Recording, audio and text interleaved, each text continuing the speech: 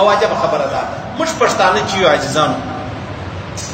موږ پر ډېر معمولي خبرو باندې یو سړی د اسلام هم باسو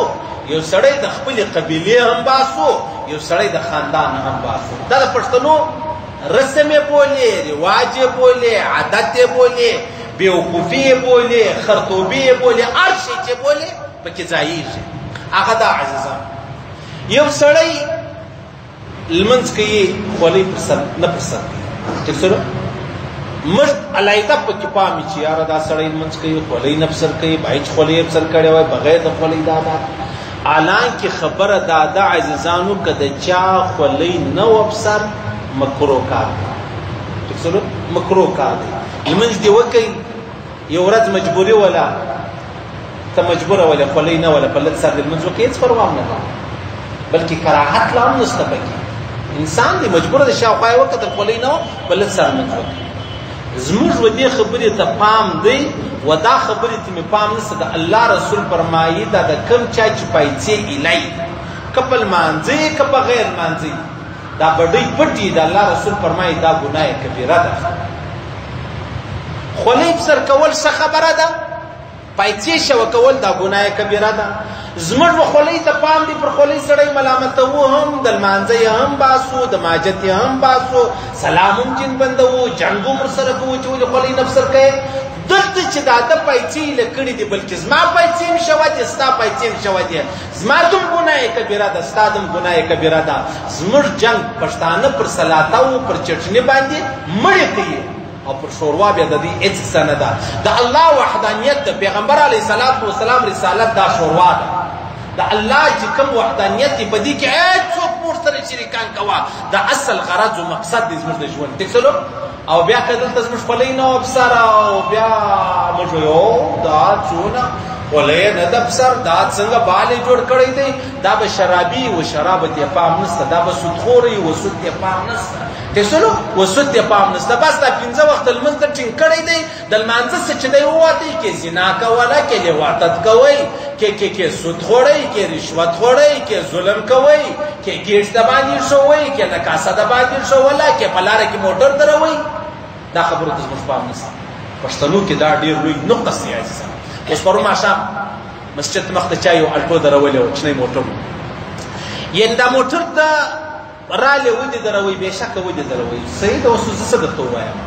دی راولاړ شو دا موټر یې د دا دیواله څه دومره لرې ودروئ چې دغه د سبزۍ ریړۍ په مابینځ کې درېدلی شوله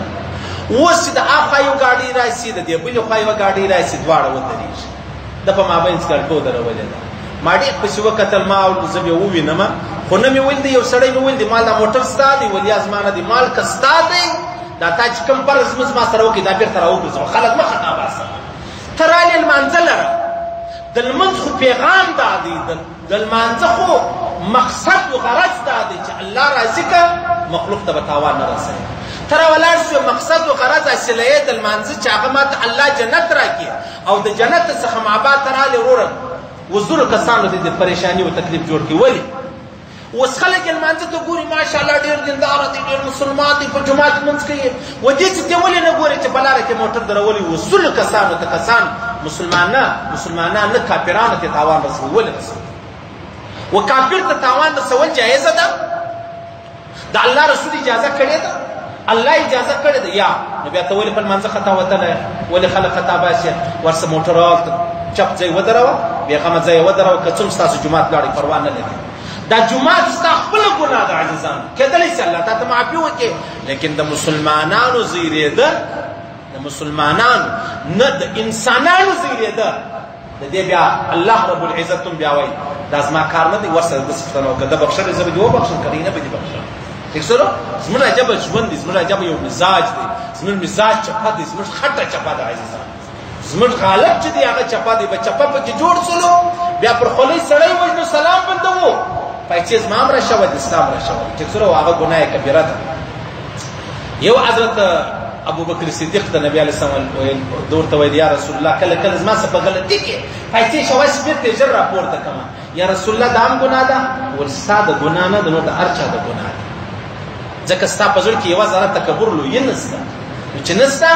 تاسو کې چیرې پیسې لسولې پروا نه لري ته په دې ګناهګار کېږه نه او ما ته یو خو غلطي د انسان د پام نشته وروره پر مانځه ولاړې دواړه لاسونه نشي استعمالولی یا دغه رقم پر لارې روان دواړه لاسونه نشي استعمالولی پیسې شه وسولې مقصد و غرض د تکبر نه و ټیک دی په هغې کې به انسان خلاص شي کنې عام طور عزیزانو زموږ ته پیسې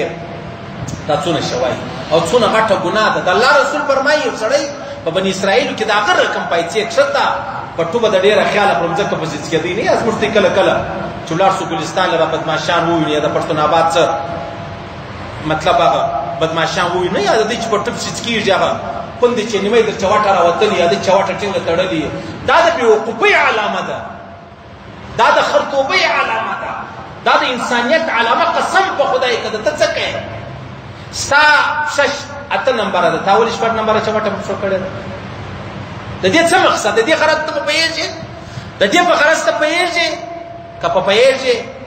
بیا خو بیان کړه عمل وکړه که نه ورباندې پوهېږې بیا ولې دا چم کوې دا ته د چا چمونه کوې د الله رسول فرمایي یو ځوان و په بني اسرائیلو کې په ټوپ څکېدی نه دا زموږ هم دا کله کله ده پښتون آباد والا به زه ډېر یې ځکه دی دا چمونه ډېر کوي دا د پټو څاک چې دی دا یې پر وژه یا نور څکېږي بیا دا انداز نه دی دا انداز تازه به یو 100 روپۍ ګټلي 2000 روپۍ ګټلي تازه به یو چاته شکنځا کړي هغه د خدای بیچاره پر پیټ سوی نه دا انداز د الله رسول فرمایي یو سړی د یو سړی داسې انداز و په بني اسرائیلو کې الله ژوندی په مځکه دننه کوي تر نن ورځې دغه ژوندی روان دی دا به د قیامته پورې روان تر نن ورځې دغه ژوندی روان دی خیال به نه کوې تکبر به نه کوې سر به په هوا نه نڅې هېڅ یوه ذره قصه نه لرې ابوبکر صدیق فرمایي د 2 شرمګاو څه پیدا سوی ته څه خیال کوې عجبه خبره کړې ده د 2 شرمګاو څه پیدا سوی ته څه خیال کوې سر په هوا مه نڅه ابوالرزاق په فیسبوک کې یو هلک تصویر راښکاره کړی زورور خوندور ځوان و ډېره انتیکه ځواني وه د ده تسپې د ده ګوتمۍ د ده ګړۍ د ده لږ سر د ده ژره صفا کړې دا بیا یې هلته د جنازې تصویر ومو چې دی موټر اکسیډنټ کړی و پروت و چې بیا پټۍ مټۍ ما سبحان الله دغه دې انجام دی الله دې مغفرت وفرمایي نعوذ بالله څه نه وایم پر دې خبره باندې داسې هېڅ اختیار نه لرم پر دې خبره باندې د چا به کور خرابېږي موږ پر دې نه نه نه العیاذ بالله الله دې مغفرت وفرمایي الله دې احسان ورسره وکړي خو صرف دا د عبرت خبره ده هلته هغه ځواني وله چې سیلفي دې جوړوله د څونه په خیال دې جوړه کړله او دلته بیا بل څوک ستا تصویر د څونه غمه ډک د غمه ډک تصویر دې اخلي ټیک څه